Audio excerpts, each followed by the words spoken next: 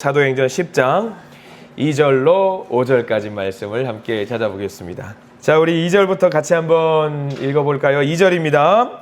그가 경건하여 온 집안과 더불어 하나님을 경외하며 백성을 많이 구제하고 하나님께 항상 기도하더니 하루는 제9시쯤 되어 환상 중에 밝히 봄에 하나님의 사자가 들어와 이르되 고넬료야 하니 고넬료가 주목하여 보고 두려워 이르되 주여 무슨 일이니까? 천사가 이르되 내 기도와 구제가 하나님 앞에 상달되어 기억하신 바가 되었으니 내가 지금 사람들을 요빠에 보내어 베드로라 하는 시몬을 청하라. 아멘. 오늘 말씀 가운데 큰 은혜가 있기를 소망합니다. 기도하는 마음으로 고백합니다. 하나님의 은혜가 지금 저에게 임하기를 기도합니다. 우리 옆 사람 축복하면서 하나님의 은혜가 지금 여러분에게 임하기를 기도합니다. 네. 복된 날 되시길 바랍니다. 교회 나오실 때 좀 날씨가 어떻든가요? 좋죠? 이런 날씨의 하늘 색깔을 제가 제일 좋아해요.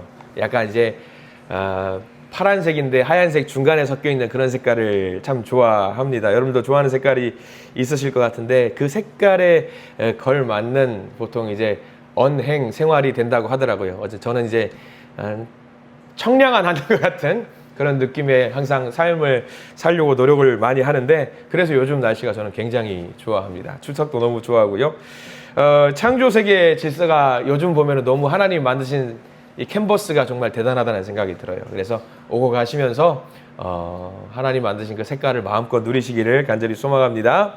자, 우리가 오늘은 사도행전 10장 말씀을 통해서 고넬료라는 사람을 좀 만나보려고 합니다. 고넬료 하면은 여러분들 세트 메뉴로 같이 나오는 예수님의 제자 한 명이 있어요. 누구죠? 제일 끝에 나오죠. 5절 우리 제일 끝에 보면은 베드로라 하는 시몬을 청하라 라고 해가지고 고넬료 하면은 반드시 세트 메뉴로 같이 베드로가 같이 이야기가 되고는 합니다. 베드로가 고넬료를 만나고 그 가족에게 세례를 베풀고 복음을 전하는 이야기들이야 여러분들 다들 아실 겁니다. 워낙에서 유명한 이야기이기 때문에. 근데 다만 이 만남은요 사실 고넬료라는 사람과 베드로의 만남은 이루어져서는 안 되는 만남이었어요. 사실 이루어지는 안 되는 만남이. 왜냐하면 고넬료의 직업이 뭐냐면 로마 군인이에요. 로마 군인이라는 것은 뭘 말하냐면 이방인이라는 이야기예요. 다시 한번 이방인은 뭐냐면 구원을 받을 수 있다 없다? 못 받는다예요. 못 받아요. 심지어는 못 받는 정도가 아니라 이제 유대인들에게 이방인들은 겸상을 해서도 안 돼요. 같이 밥을 먹어서도 안 되는 그런 관계인 거죠. 오로지 구원은 누구한테만 허락이 되어 있냐면 아브라함의 자손들, 이스라엘 백성들에게만 허락이 되어 있었기 때문에 사실 로마 군인들을 만나가지고 그들에게 구원을 하고 예수님을 알려주고 복음을 전한다라고 하는 것은 사실 경건하지 않는 행동이었기 때문에 베드로도 그것들이 굉장히 조심스러웠던 거죠. 그런데 하나님께서 이러한 상황 속에서 베드로에게 환상을 통해서 너 지금 당장 가서 고넬료에게 복음을 전해라 라고 이야기를 해주고 계시죠. 그 말씀에 반신반의하는 마음으로 고넬료를 만나러 갔고요. 만나서 알게 됐어요. 고넬료에게 복음을 전하는 것을 넘어서서 하나님이 갖고 계신 큰 뜻이 있구나. 이방 민족에게도 우리가 복음을 전해야 되는구나 라는 것을 깨달아 알게 되고 그때부터는 사방천지에 복음을 전하는 베드로의 모습, 예수님의 제자의 모습들을 우리가 보게 됩니다. 근데 중요한 것은요, 오늘 고넬료, 그런 가타부타 이야기 다 떠나서 고넬료 한 사람만 좀 바라봤으면 좋겠어요. 고넬료가 어떤 사람이었는지를 우리가 잘 봐야 되는데 고넬료는요, 베드로를 만나기 이전부터 이미 하나님을 믿고 있었던 사람이라는 것이 오늘 성경 말씀의 증언입니다. 어떠한 계기로 만나게 됐는지, 언제 만나게 됐는지, 언제 하나님을 나의 주님으로 고백하게 됐는지 누구도 알 수 없어요. 성경에 나와 있지 않아요. 다만 우리는 알고 있는 것, 그 사람이 이미 베드로를 만나기 이전부터 하나님을 열심히 믿고 있었던 사람이라는 것을 우리가 알게 됩니다. 우리가 성경 말씀 하나씩 볼 텐데 2절 말씀을 한번 볼까요? 2절 말씀부터 나와 있습니다. 시작. 그가 경건하여 온 집안과 더불어 하나님을 경외하며 백성을 많이 구제하고 하나님께 항상 기도하더니 라고 나와 있어요. 이 고넬료에 대해서 세 가지로 요약되는 이야기가 있습니다. 첫 번째는 뭐냐면 하나님을 경외하는 사람이었다. 그게 1번입니다. 하나님을 경외하는 사람. 지금 이거는 복음을 베드로가 전하기 이전이에요. 하나님을 경외하는 사람. 두 번째는 백성을 많이 구제하는 사람이었습니다. 이게 2번이에요. 이거 중요합니다. 세 번째도 중요하겠지요. 하나님께 항상 기도하는 사람이었다. 이 세 가지가 고넬료를 표현하고 있는 성경의 증언입니다. 하나님을 경외하는 사람, 백성을 많이 구제했던 사람, 그리고 항상 기도했던 사람입니다. 근데 이거를요, 혼자 하지 않았어요. 혼자 하지 않았고, 오늘 2절 말씀 잘 보시면은 처음에 뭐라고 나와 있냐면, 그가 경건하여 온 집안과 더불어라고 나와 있어요. 혼자 한 거 아니에요. 가족들 있었을 것이고, 이때 로마 군인 대대장쯤 되는 규모의 사람이면은요, 식솔들이 있어요. 하인들도 있고 섬기는 사람도 있고 많이 있거든요. 그러면 그런 사람들이 온 집안이 함께 우리 주님을 믿고 주님을 따르는 그런 가정 공동체가 되었다라는 것을 오늘 성경 말씀은 이야기를 하고 있는 겁니다. 대단한 사람이에요. 귀한 믿음을 갖고 있었던 사람이죠. 누가 알려주지도 않았는데 미리부터 그렇게 하나님에 대한 구원의 어떤 섭리와 질서를 알고 하나님을 믿었던 사람이죠. 저는 우리 성도님들이 이 고넬료를 대단히 부러워하셨으면 좋겠어요. 내 한 몸 건사해서 믿음 생활하는 것도 사실 어렵잖아요. 근데 고넬료는 내 한 몸 믿는 것에서 그치는 것이 아니라 온 집안 식구들을 다 구원에 이룰 수 있도록 그 복음을 전했다라고 하는 것이 대단히 놀라운 믿음입니다. 사실 이 고넬료 좀 우리가 부러워할 필요가 있어요. 얼마나 대단한 믿음이었나. 우리가 2절 말씀 중에도 제일 중요한 게 뭘까요? 여러분 어떤 게 제일 중요할 것 같아요? 하나님을 경외하는 거 중요하지요. 그리고 백성을 많이 구제하고 저는 이 백성을 구제하는 일을 우리가 많이 하셨으면 좋겠어요. 백성을 구제하는 것을 많이 하시기를 간절히 축원합니다.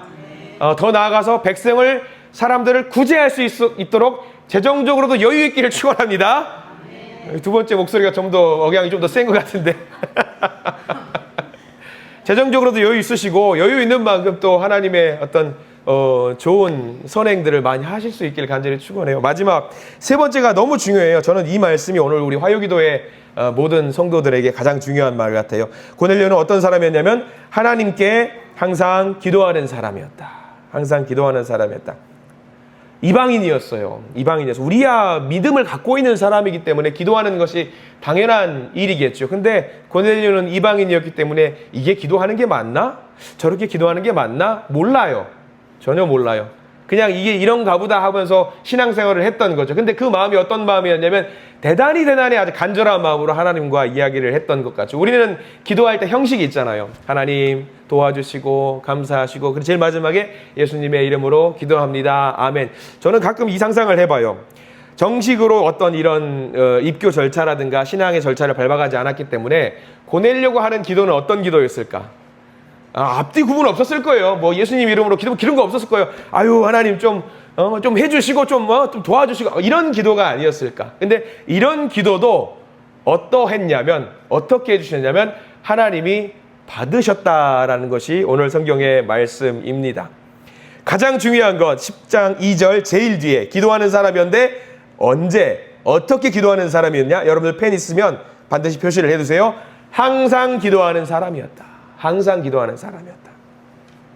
여러분 항상 기도하시죠? 항상 기도하는 분들 맞으시죠? 항상 기도하십시오. 항상 기도하셔야 됩니다.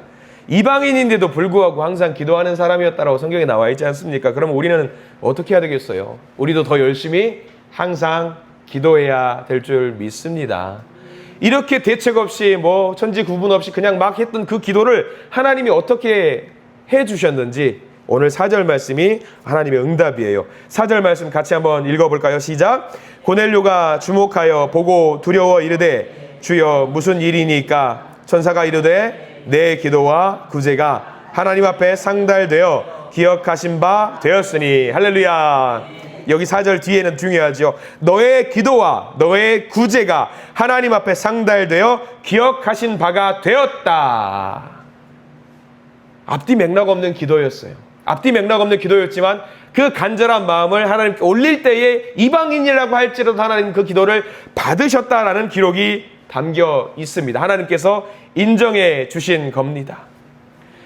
베드로가 고넬료의 집을 찾아가가지고 세례를 베풀고 말씀을 전해준 것은 부차적인 거예요. 그건 중요하지 않아요, 사실. 그건 전혀 중요하지 않습니다. 우리가 기억해야 될 것은 무엇이냐? 고넬료가 항상 기도하는 사람이었고 하나 더 항상 구제하는 사람.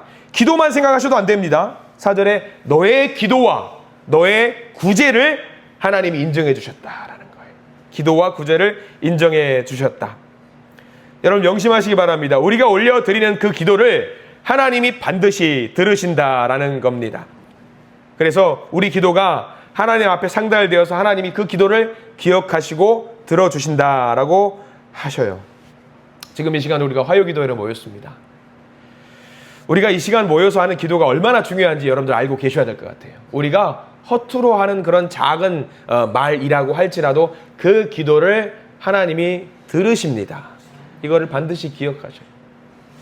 그래서 이 기도의 시간, 우리의 기도가 이 고넬료의 기도처럼 하늘에 상달되어서 하나님께서 인정해 주시는 그 기도가 되기를 소망하고요. 그런 기도를 올릴 수 있는 믿음의 기도자가 되기를 간절히 축원하고 소망합니다. 기도하겠습니다. 주여 감사합니다.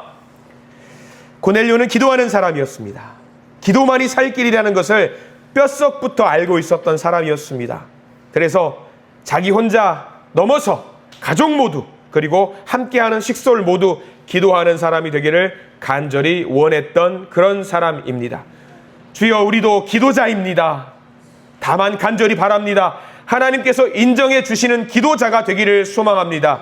우리 가족 모두가 기도하는 자들이 되기를 소망합니다. 우리 한신 공동체 모두가 기도하는 사람들로 넘쳐나기를 간절히 소망합니다. 그런 기도의 제목들 하나님께 올릴 수 있도록 저희들 도와주시고 우리의 기도를 들으시고 인정해 주시고 받아주시는 소중한 기도의 시간, 교제의 시간, 동행의 시간이 될 수 있도록 저희들 인도하여 주시옵소서. 예수 그리스도 이름으로 간절히 기도드립니다. 아멘. 주님께 영광의 박수 올립니다.